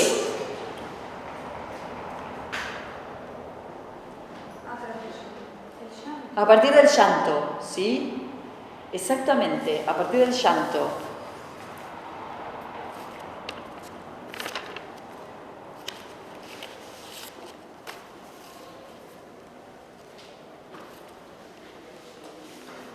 O sea, el canto no puede conmover el espacio, ¿no? Pero entonces sí lo puede lograr el llanto. Y eso también es Garcilaso, ¿no? Porque ese es el soneto de Garcilaso de Hermosas Ninfas.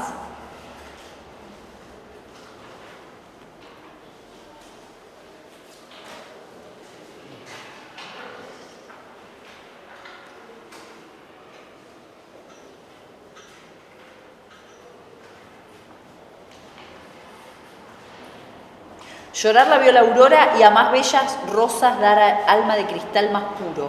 Lágrimas tan hermosas que con ellas enterneciera el pórfido más duro. Llorar también la vieron las estrellas por las cortinas de su manto oscuro. Hay de quien llora sin cesar una hora y cuando los demás descansan, llora.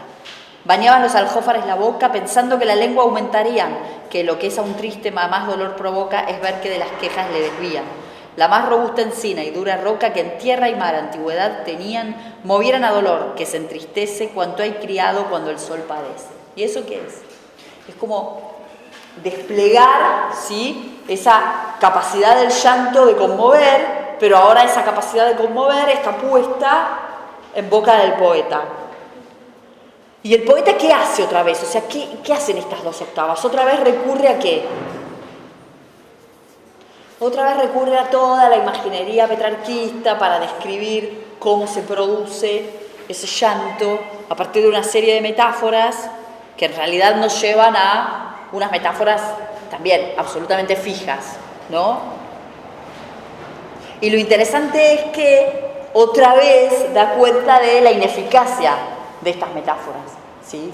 Porque con nada de esto Filomena va a lograr quejarse, ¿sí? O sea, que entiendan sus quejas. La única manera que va a tener que entiendan sus quejas es mediatizando la representación a partir de su bordado.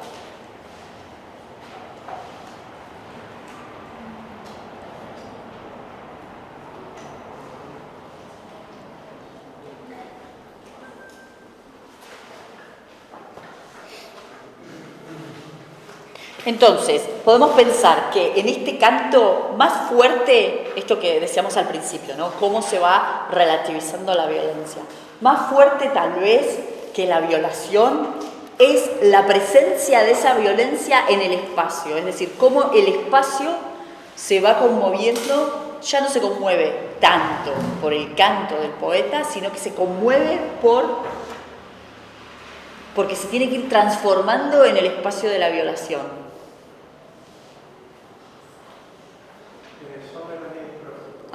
Dale, cerramos, sí, que me tengo que entrenar. Entonces, fíjense que ese procedimiento, ¿sí?, es lo que decíamos al principio, que está como relativizando un poco la violencia. Y por otro lado, tenemos toda esa enumeración de historias mitológicas que en un punto también logran, al principio, relativizar esta violación que se está produciendo. Lo que vamos a tener en el canto tercero va a ser acciones tal vez mucho más violentas, ¿sí? Entonces lo que vamos a ver la clase que viene es cómo se van a producir esas acciones y cómo estos elementos se van a mantener o se van a alterar. Y lo que vamos a ver bien claro en la clase próxima, vamos a ver bien el diálogo con la fábula de Polifemo y Galatea, ¿sí? Sobre todo a partir del personaje de Silvio. Así que si pueden leer para la próxima el canto tercero, ¿qué?